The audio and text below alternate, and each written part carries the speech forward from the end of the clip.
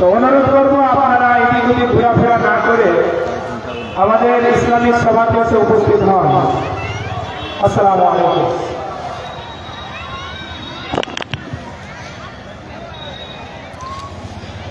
السلام عليكم ورحمة الله. الحمد لله وحده، الصلاة والسلام على من لا نبي بعد. أما بعد، فأعوذ بالله من الشيطان الرجيم. بسم الله الرحمن الرحيم. يا أيتها النفس المطمئنة ارجعي إلى ربك راضية مرضية. وقال النبي صلى الله عليه وسلم: إذا نزل حجر الأسود من الجنة وهو أسد بياجا من اللبن فسودته خطايا بني آدم. সম্মানিত আজকের এই মহৎ অনুষ্ঠানের সভাপতি সাহেব, প্রশংসা মাত্র মহান রব্বুল আলামিনের, তাই সকলে বলে আলহামদুলিল্লাহ। তারপরে পরে ধর্মের গুরু মুআমিনুল দুলাল জনাবে মুহাম্মদুর রাসূলুল্লাহ পড়ুন সাল্লাল্লাহু আলাইহি ওয়াসাল্লাম। তিনার ওপর অগণন শান্তির ধারা বর্ষিত হোক, যথা আল্লাহুম্মা সাল্লি আলাইহি এবং আল্লাহুম্মা বারিক আলাইহি। আজ আমি আপনাদের সম্মুখে মূল্যবান কিছু সময়ের মধ্যে মূল্যবান কিছু কথা বলবো এই মনে করে আল্লাহ পাক রব্বুল আলামিনের পবিত্র গ্রন্থ থেকে একটি আয়াত এবং নবী করিম সাল্লাল্লাহু আলাইহি ওয়াসাল্লামের হাদিস থেকে একটি হাদিস তেলাওয়াত করেছি। সেই কোরআন এবং হাদিসকে সামনে রেখে এবং বিষয়বস্তুকে সামনে রেখে কিছু কথা বল ইনশাআল্লাহুল আজিজ। আল্লাহ পাক রব্বুল আলামিন যেন সেই কোরআন এবং হাদিসের উপর বলার তৌফিক দান করেন এবং ওই সমস্ত কথাগুলো শ্রবণ করার পর আমরা যেন আমলে পরিণত করতে পারি। সকল আল্লাহুম্মা আমিন।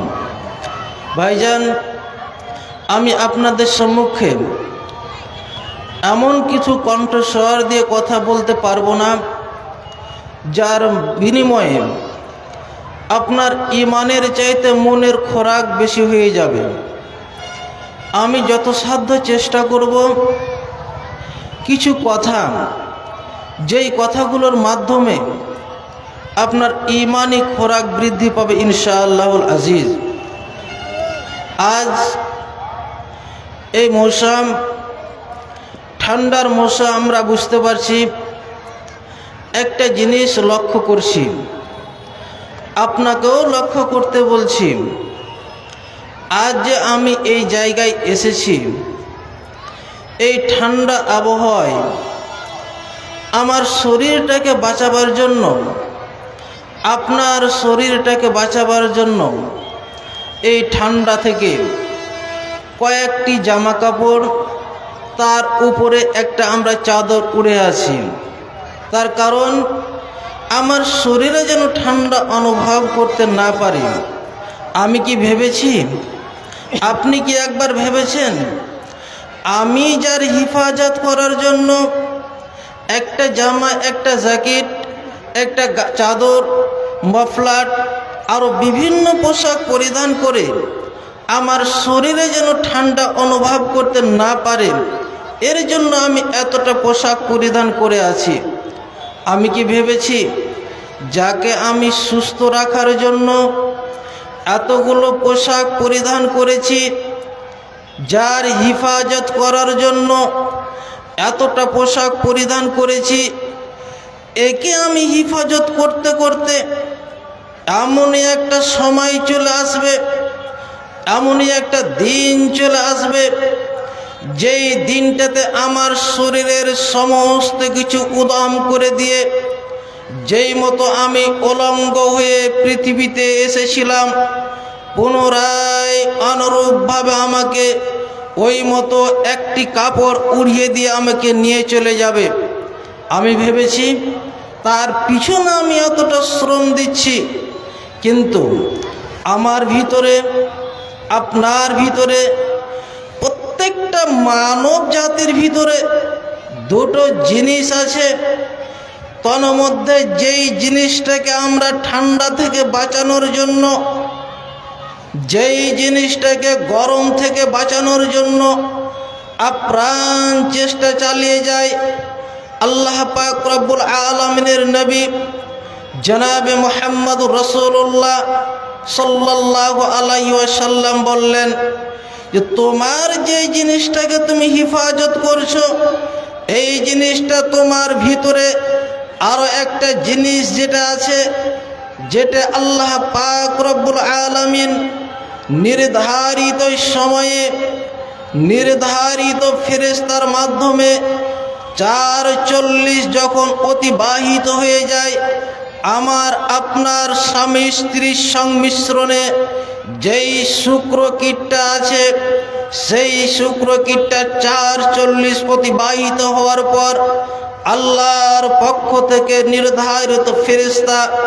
আমার আপনার মধ্যে আত্মা যে ফুঁক দিয়েছে, সেই দিন আত্মা ফুঁকার পূর্বে যেই মতো আমি আপনি একটা গোস্তের পিণ্ড ছিলাম, একটা গোস্তের আকার ধারণ করেছিলাম, অনুরূপভাবে আমার ভিতর থেকে যেই দিন নির্ধারিত ফেরেশতা নির্ধারিত সময়ে ছিনিয়ে নিয়ে চলে যাবে, সেই দিন অনুরূপভাবে ওই আমার এই যত্ন সহকারে রাখা শরীরটাকে, যেই শরীরটাকে ঠান্ডা থেকে বাঁচানোর জন্য আমি আপনি অনেকটা পোশাক পরিধান করে আছি, এই শরীর পুনরায় গোস্তপিণ্ডের মতো এক টুকরো রক্ত জমানোর মতো পৃথিবীতে থেকে যাবে, আমার কাছ থেকে ভিতরের জিনিস নিয়ে চলে যাবে।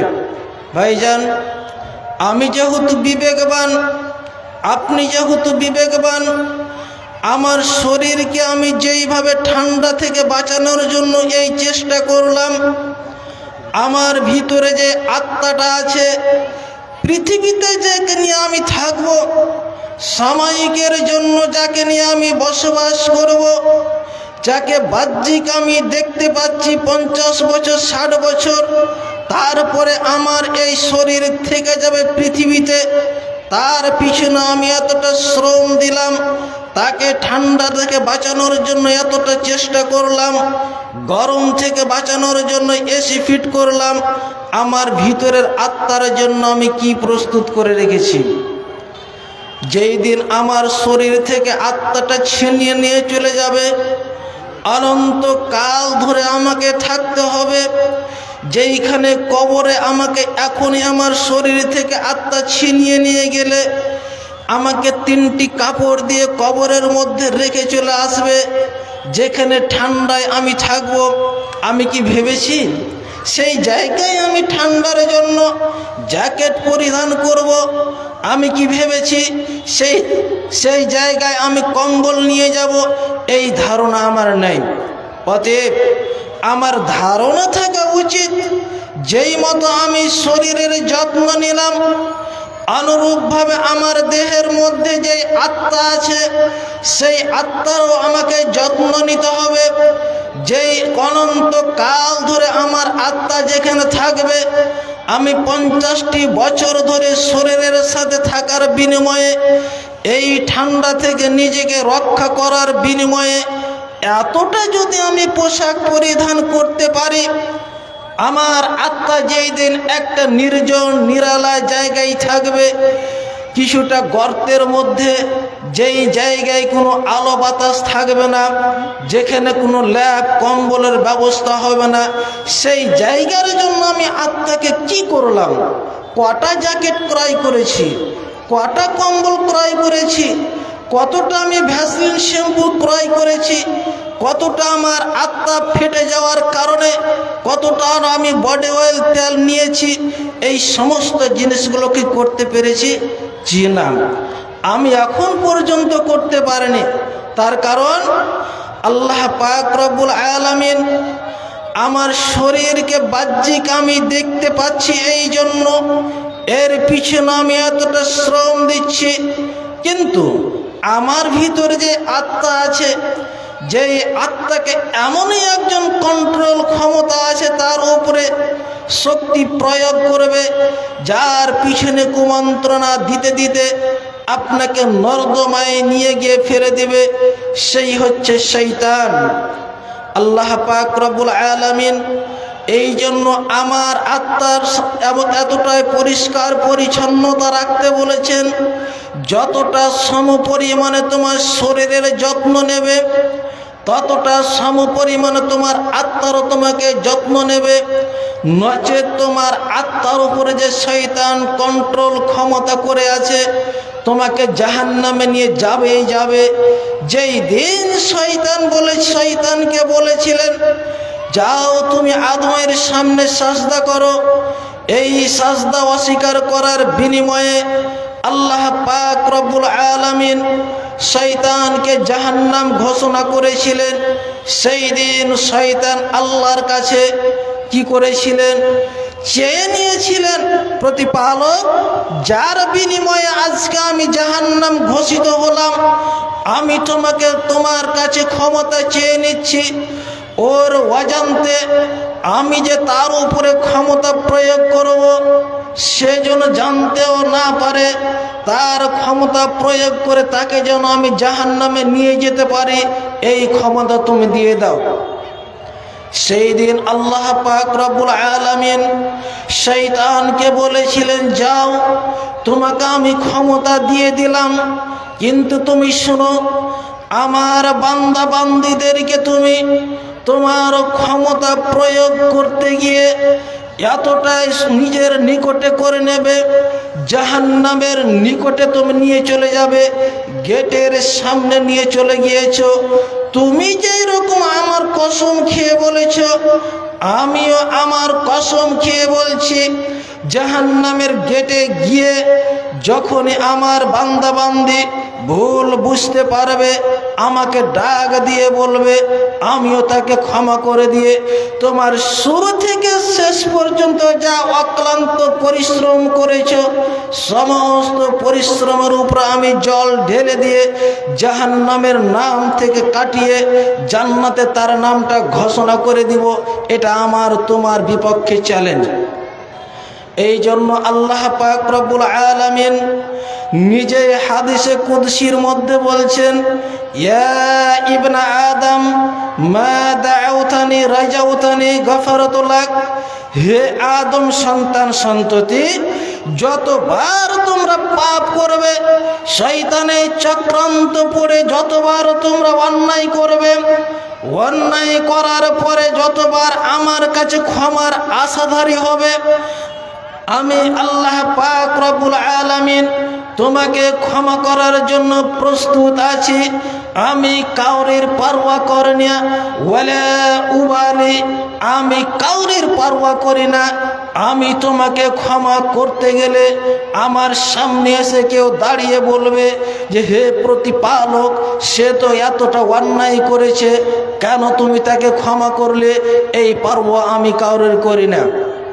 ইয়া ইবনা আদম লাউ বালাগাত জুনুবাকা ইনানাস সামায়ে, হে আদম সন্তান সন্ততি, তোমার পাপ করতে করতে শয়তান তোমার আত্মার উপরে প্রভাব বিস্তার করতে করতে তোমার পাপকে আসমানের চূড়া পর্যন্ত নিয়ে চলে গিয়েছে। তারপরে তুমি যখন বুঝতে পারলে আমার পাপ বিশাল বড় হয়ে গিয়েছে, জমিন থেকে নিয়ে আসমানের চূড়া, আসমানের শিখর পর্যন্ত পৌঁছে গিয়েছে, তারপরেও তুমি যদি আমার কাছে ক্ষমা চাও, আমি আল্লাহ পাক রব্বুল আলামিন তোমাকে ক্ষমা করার জন্য প্রস্তুত আছি। এটা শয়তানের বিপক্ষে আল্লাহর চ্যালেঞ্জ। অতএব আমার বলার উদ্দেশ্য, আমি শরীরের যত্ন নিলাম ঠান্ডাকে বাঁচানোর জন্য, আমার উচিত আত্মার যত্ন নেওয়া। এই জন্য আল্লাহ পাক রব্বুল আলামিন একজন মানুষের আত্মাকে তিনটি ভাগে বিভক্ত করেছেন। তার মধ্যে এক নম্বর আত্মা হচ্ছে নফসে মুতমাইন্না। আল্লাহ পাক রব্বুল আলামিন এই জন্য বলছেন, ইয়া আইয়াতুহান নাফসুল মুতমাইন্না ইরজিই ইলা রাব্বিকা রাদিয়াতাম মারজিয়া, হে প্রশান্ত হৃদয়, ওই সমস্ত আত্মাকে ডাক দিয়ে আল্লাহ পাক রব্বুল আলামিন বলছেন, যেই সমস্ত আত্মা তার শরীরকে যেই মতো ঠান্ডা থেকে বাঁচানোর জন্য যতটা পোশাক পরিধান করেছিল, তার শরীরের চামড়াকে ফাটা চামড়াকে মলিন করার জন্য যতটা ভ্যাসলিন লাগিয়েছিল, এইরূপ আত্মাকে আল্লাহ পাক রব্বুল আলামিন ডাক দিয়ে বলছেন, ইয়া আইয়াতুহান নাফসুল মুতমাইন্না ইরজিই ইলা রাব্বিকা রাদিয়াতাম মারজিয়া, ফিরে এসো তোমার প্রতিপালকের দিকে। এমতো অবস্থায় তোমার প্রতিপালক তোমার জন্য যেটা তৈরি করে রেখেছেন সেটাতে তুমি সন্তুষ্ট। কি তৈরি করে রেখেছেন? আল্লাহর নবী জনাবে মুহাম্মদুর রাসূলুল্লাহ সাল্লাল্লাহু আলাইহি ওয়াসাল্লাম এই বাক্যকে বুঝাতে গিয়ে বলেছেন, আ'দাদতু লিইবাদিয়াস সালিহিনা মা লা রাআত আইনুন ওয়ালা সামিআত উযুনুন ওয়ালা খাতারা আলা কলবি বাশার। আমি নফসে মুতমাইন্না ওই সমস্ত বান্দা বান্দি যারা নিজের শরীরের যত্ন নিয়েছে, শরীরকে ঠান্ডা থেকে বাঁচানোর জন্য যেইভাবে তারা আপ্রাণ চেষ্টা চালিয়েছে, অনুরূপভাবে তাদের আত্মাকেও ঠান্ডা থেকে বাঁচানোর জন্য ওই রকম আল্লাহর ইবাদতে ব্যস্ত হয়েছে। শরীরকে সুস্থ রাখার জন্য যেই মতো আমিষযুক্ত খাবার খেয়েছে, আত্মাকেও সুস্থ রাখার জন্য ওই মতো আল্লাহর জিকির আজকার করেছে। ওই সমস্ত বান্দা বান্দীদের জন্য আমি তৈরি করে রেখেছি এমন কিছু জিনিস, যেই সমস্ত জিনিসগুলো জীবনেও তাদের চক্ষু দেখেনি, জীবনেও তাদের কর্ণে কোনোদিন শোনেনি, তাদের অন্তরে কখন কারো জন্য সংকল্প হয়নি। এইরূপ জিনিস আমি তৈরি করে রেখেছি। কি তৈরি করে রেখেছেন? আপনার জন্য।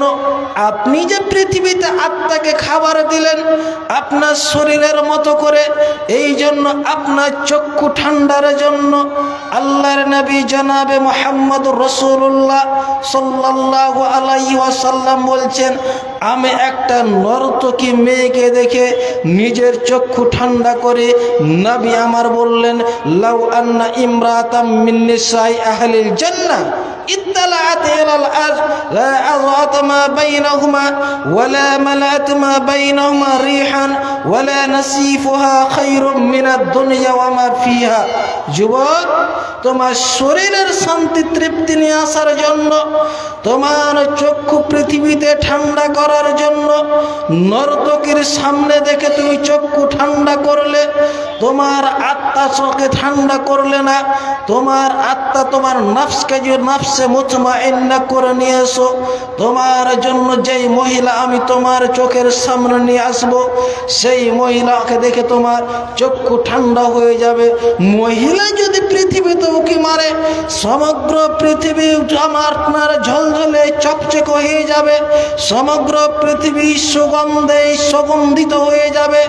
সমগ্র পৃথিবীকে বিক্রি করে দিলে তার মহিলার গায়ের ওড়নাও পাওয়া যাবে না।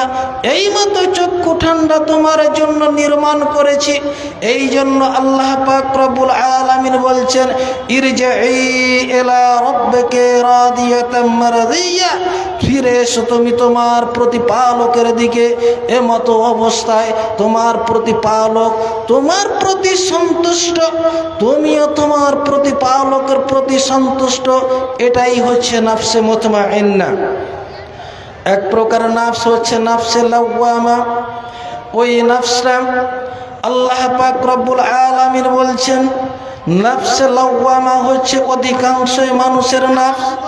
একজন মানুষ অন্যায় করলো, অন্যায় করার পরে রাত্রি যখন হলো, আল্লাহর কাছে তওবা করার জন্য প্রস্তুত, আমার দ্বারাই মনে হয় ওই কাজটা অন্যায় হয়ে গিয়েছে, আবার ফিরে আসলো। এইরকম নফসকে বলা হয় নফসে লাওয়ামা।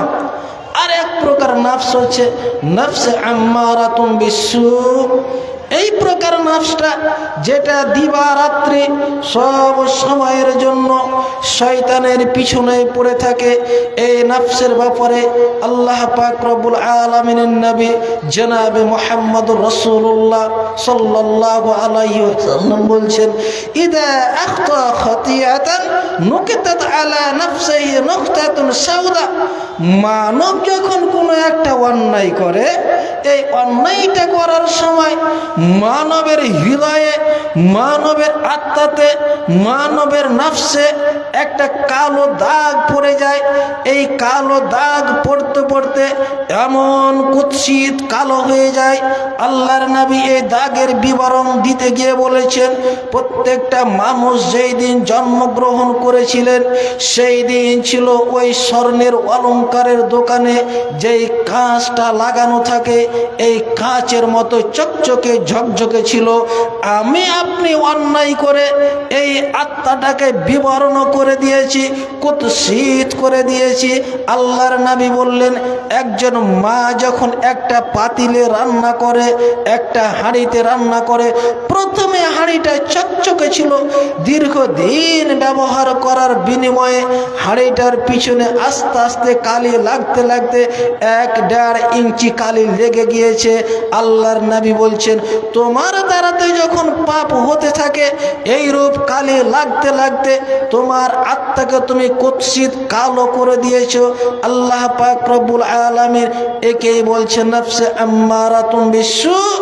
আল্লাহর নবী বললেন, ফাইজা তাবা ওয়াস্তাগফারা, যখন আবার পুনরায় ফিরে আসে, তওবা করে, আল্লাহর কাছে ক্ষমা প্রার্থী হয়, আল্লাহ পাক রব্বুল আলামিন আবার পুনরায় এই নফসকে পরিষ্কার পরিচ্ছন্ন করে দেয়। ভাইজান, তাহলে আমার বলার উদ্দেশ্য, আমি যদি এই শরীরকে বাঁচানোর জন্য, এই সাময়িক সময়ের জন্য, শরীরকে ঠান্ডা থেকে নিজেকে বাঁচানোর জন্য এতটা পোশাক পরিধান করতে পারি, আমার শরীরের ভিতরে যেই আত্মা আছে, যাকে নিয়ে আমাকে অনন্তকাল ধরে থাকতে হবে, তার পিছনে আমি শ্রম দেব না কেন? তাকে ঠান্ডা থেকে বাঁচার ব্যবস্থা করব না কেন?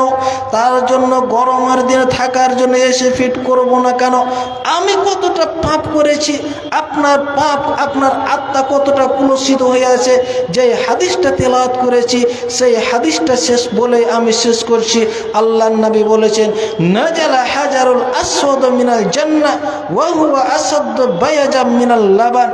যেই দিন আল্লাহ পাক রব্বুল আলামিন আসমান থেকে হাজার আসওয়াদ পাথরখানাকে এই পৃথিবীর বুকে নিয়ে এসেছিলেন, সেই দিন এই হাজার আসওয়াদ, এই কালো পাথরখানার আকার আকৃতি ছিল, দেখার কালার ছিল, রং ছিল দুধের চাইতে সাদা ধপধপে। ফাসাওয়াদাতহু খাতায়া বানি আদম। আমার মতো আপনার মতো কুলসিত আত্মা, আমার মতো আপনার মতো পাপিষ্ট আত্মা গিয়ে এই সাদা ধপধপে পাথরখানাকে স্পর্শ করার বিনিময়ে সেই পাথরের আকার আকৃতি আমি পরিবর্তন করে দিয়েছি। আমি নিজেকে বুঝতে পারলাম, ঠান্ডা অনুভব করলাম, বিনিময়ে 4টা জ্যাকেট পরিধান করলাম। আমাকে অনুভব করা প্রয়োজন আমার পাপ কতটা, পাপের বিনিময়ে আমি ওই সাদা ধপধপে পাথরকে আমি পরিবর্তন করে কুৎসিত কালো করে দিয়েছি। প্রতিপালক, তোমার দরবারে দোয়া করে আমাদের বুঝার তুমি ক্ষমতা দাও, যে আমাদের এই পাপের বিনিময়ে, কুলসিত আত্মার বিনিময়ে সাদা কালো চুকচুকে হয়ে গেছে সাদা ধপধপে পাথর, আমরা কতটা পাপ করেছি। এই পাপকে সামনে রেখে আমাদের যেই মতো শরীরের যত্ন নেওয়ার জন্য যতটা পোশাক আমরা পরিধান করি, আত্মার যত্ন নেওয়ার জন্য ওইরূপ যেন পোশাক আমরা আমল তৈরি করতে পারি। সকল আল্লাহুম্মা আমিন। সুবহানাকা আল্লাহুম্মা ওয়া বিহামদিকা আশহাদু আল্লা ইলাহা ইল্লা আনতা আস্তাগফিরুকা ওয়া আতুবু ইলাইকা। আসসালামু আলাইকুম ওয়া রাহমাতুল্লাহি ওয়া বারাকাতুহু। আসসালামু আলাইকুম। এতক্ষণ পর্যন্ত